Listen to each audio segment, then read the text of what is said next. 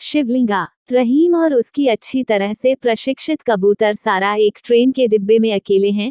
तभी एक अंधा आदमी प्रवेश करता है और एक खुले दरवाजे तक पहुंचता है। रहीम उस आदमी को बचाता है, लेकिन वह आदमी हत्यारा बन जाता है और रहीम को चलती ट्रेन से नीचे फेंक देता है, जिससे उसकी मौत हो जाती है। रहीम की मौत को आत्महत्या माना गया है, लेकिन रहीम की मंगेतर संगीता जानती है कि रहीम के पास खुद को मारने का कोई कारण नहीं था। उसी रात रहीम संगीता के सपने में आता है और कहता है कि उसकी हत्या कर दी गई है। अगले दिन संगीता के अनुरोध पर रहीम का मामला सीबीसीआईडी को भेज दिया गया।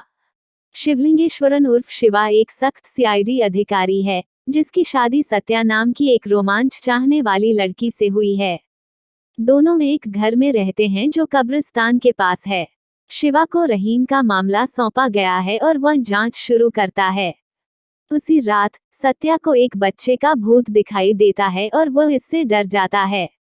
हालांकि शिव भूत को नहीं देख सकते और सोचते हैं कि सत्य इसकी कल्पना कर रहा है। फिर वह उस घर में आने वाले चोर पत्तुकुंजम को नौकर और रात का चौकीदार नियुक्त करता है। अगले दिन शिव रहीम के पिता और संगीता के साथ उसके संबंधों की जांच करने के लिए उसके घर जाता है। शिव को संदेह है कि संगीता के पिता कृष्णमूर्ति रहीम की मौत के लिए जिम्मेदार हैं, क्योंकि उन्होंने रहीम और संगीता के प्यार को अस्वीकार कर दिया था, लेकिन बाद में उन्हें पता चला कि रहीम की मौत से उनका कोई लेना देना नहीं है। सत्या का व्यवहार अनियमित हो जाता है। वो किसी की तलाश में शहर भर में घूमती है और उसने घर को हरे पर्दे और रोशनी से फिर से सजाया है और उसने बिरयानी बनाई है, भले ही उसे खाना पकाने का कोई अनुभव नहीं है। पट्टुकुंजम और कुछ अन्य नौकरानियों ने शिव को सत्य के अजीब व्यवहार के बारे में सूचित किया। शिव अपने मित्र और मनोचिकित्सक अशोक से मिलता है, जो शिव को गुप्त रूप से उसके व्यवहार का निरीक्षण करने की सलाह देता है।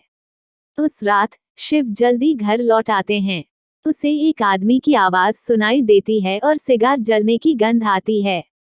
वह सत्या के कमरे में जाता है और यह जानकर चौंक जाता है कि रहीम की आत्मा ने सत्या के शरीर पर कब्जा कर लिया है। रहीम ने शिवा को चेतावनी दी कि उसे रहीम की हत्या की गुत्थी सुलझानी होगी। शिव रेलवे स्टेशन पर सुरक्षा फुटेज तक पहुंचता है और उसे पता चलता है कि एक व्यक्ति जो अंधे व्यक्ति के रूप में काम कर रहा था, वह हत्यारा है। शिव हत्यारे का पता लगाता है और उसका पीछा करता है। अंत में उसे बिना किसी यात्री वाले ट्रेन के डिब्बे में पकड़ लेता है। सत्या, जिस पर अभी भी रहीम का कब्जा है, प्रवेश करता है और जानना चाहता है कि उस आदमी ने उसे क्यों मारा। शख्स चलती ट्रेन से कूदकर भागने की कोशिश करता है, लेकिन गिरकर उसकी मौत हो जाती है। शिव सत्या को एक दरगाह के पास ले जाता है और केवल सत्या की मां सरला को बताता है कि क्या हो रहा है। बाबा रहीम की आत्मा को बाहर निकालने में उनकी मदद करते हैं, लेकिन केवल अस्थायी रूप से। वह शिवा से कहता है कि रहीम के मामले को सुलझाना ही सत्या को बचाने का एकमात्र उपाय है। शिवा टुकड़े टुकड़े करके जांच शुरू करता है और रहीम की कबूतर सारा सुराग देकर शिवा की मदद करती है। शिव सीआईडी कॉन्फ्रेंस हॉल में सत्या से रहीम के बारे में पूछताछ करता है। तब पता चला कि रहीम ने सत्या का चुराया हुआ आईपैड वापस पा लिया और उसे वापस कर दिया। रहीम ने अपना नाम बताने से भी इनकार कर दिया, इसलिए सत्या ने उसके नेक व्यवहार के लिए उसकी एक तस्वीर खींच ली। सत्या का स्टॉकर कॉलेज साथी ये देखता है और ईर्ष्या महसूस करता है, इसलिए वह सत्या के आवासीय लैंडलाइन पर कॉल करता है और जब उसके पिता विश्वनाथन जवाब देते हैं, तो वह जानबूझकर गलत जानकारी देता है कि सत्या और रहीम भागकर शादी करने की योजना बना रहे हैं। ये सुनकर विश्वनाथन रहीम को घायल करने और अपंग करने के लिए डेविड नाम के एक हत्यारे को काम पर रखता है। गलत पहचान के बारे में सच्चाई का खुलासा करने के बाद रहीम का भूत सत्या पर हावी हो जाता है और हॉल में मौजूद सभी लोगों को धमकी देता है। सत्या के पिता उससे माफी मांगते हैं और बताते हैं कि उसका इरादा केवल रहीम को नुकसान पहुंचाने का था, उसे मारने का नहीं।